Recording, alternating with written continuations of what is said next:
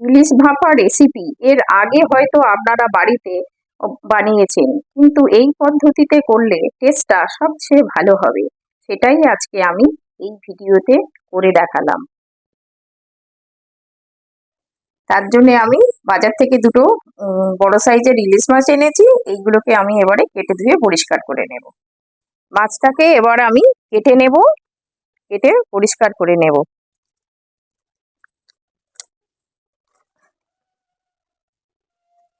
এইভাবে মাছটাকে কেটে নিয়ে আঁশ ছাড়িয়ে নেব।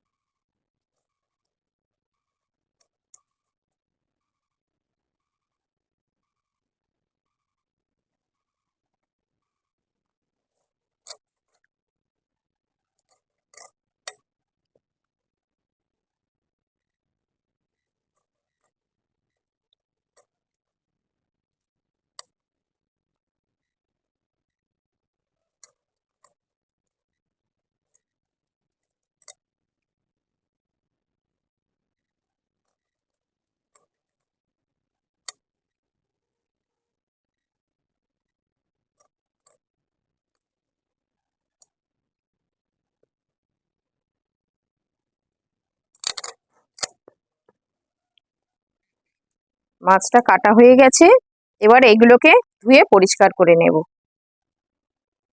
এর জন্য আমি একটা পেস্ট বানিয়ে নেব। তার জন্য 2 চামচ কালো সর্ষে নিলাম, 2 চামচ হলুদ সর্ষে নেব,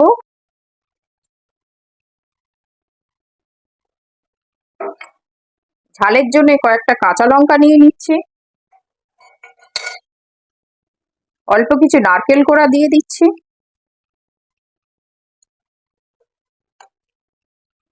আর 1 চিমটি লবণ দেব, আর খুব সামান্য পরিমাণে একটু হলুদ দেব। এইটাকে আমি শিলে ভালো করে বেটে নেব।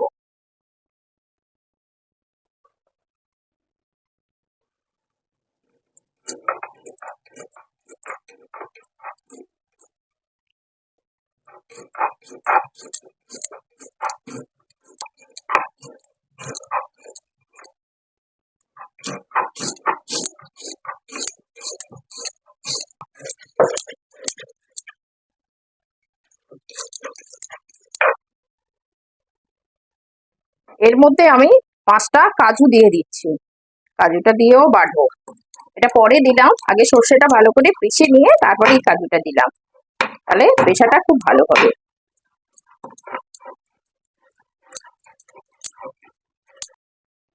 মাছে ভালো করে নুন হলুদ মাখিয়ে নেব আস্তে আস্তে। নুন আর হলুদটা মাখিয়ে নেওয়াটা খুব দরকার। যদিও আমি রান্নাতে হলুদ দেব, তবুও মাছের গায়ে একটু মাখিয়ে নিচ্ছি। এটা হচ্ছে কালারটা খুব সুন্দর আসে, তাই জন্য আমি নুন হলুদ এইভাবে ভালো করে মাখিয়ে নেব।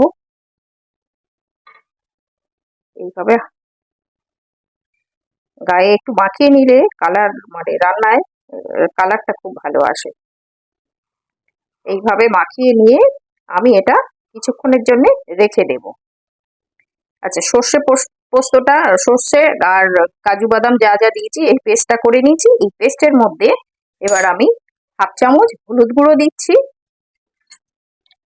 আর স্বাদ অনুযায়ী লবণ দিয়ে দিলাম, আর খুব সামান্য একটু চিনি দিয়ে দিলাম, ঝালটাকে ব্যালেন্স করবে। আর এতে এবারে পরিমাণ মতো তেল দিয়ে দেবো। এটাতে কিন্তু তেলের পরিমাণটা একটু বেশি দিতে হবে। পরিমাণ মতো তেল দিয়ে দিলাম, দিয়ে এইভাবে একটা সুন্দর পেস্ট বানিয়ে নেব। এই যে এই যে পেস্টটা বানিয়েছিলাম, এই টিফিন বক্সটাতে আমি ভাপে দেবো, এই জন্য এর মধ্যে খানিকটা দিয়ে দিলাম। এর মধ্যে খানিকটা দিয়ে এটাকে এইভাবে আস্তে করে ঘুরিয়ে নিতে হবে। এইভাবে আস্তে করে ঘুরিয়ে নিয়ে এর মধ্যে এবারে মাছগুলোকে একে একে সাজিয়ে নেব। এইভাবে এইভাবে সুন্দর করে মাছগুলো সাজিয়ে নিচ্ছি।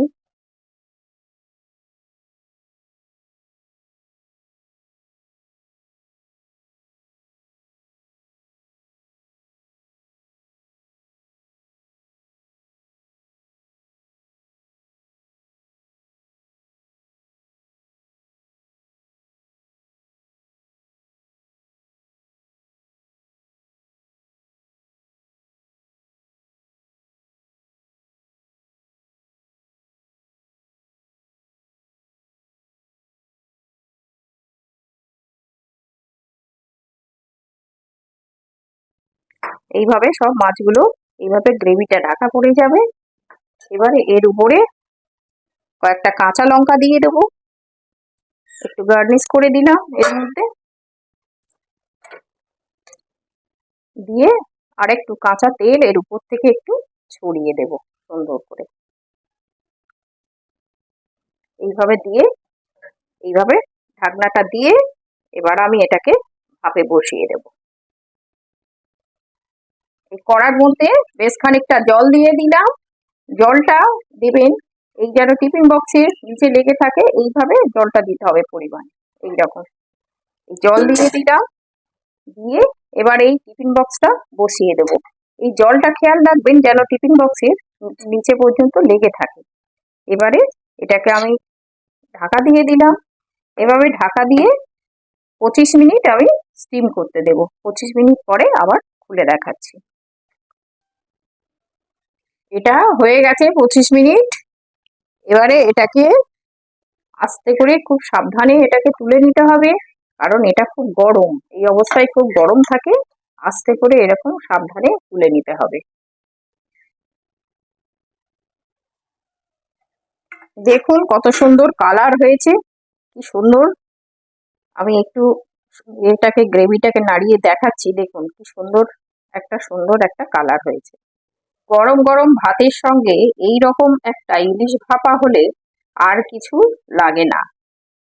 আশা করি এই সহজ রেসিপিটা আপনাদের ভালো লেগেছে। যদি ভালো লেগে থাকে আমার এই চ্যানেলটাকে সাবস্ক্রাইব করবেন, লাইক করবেন।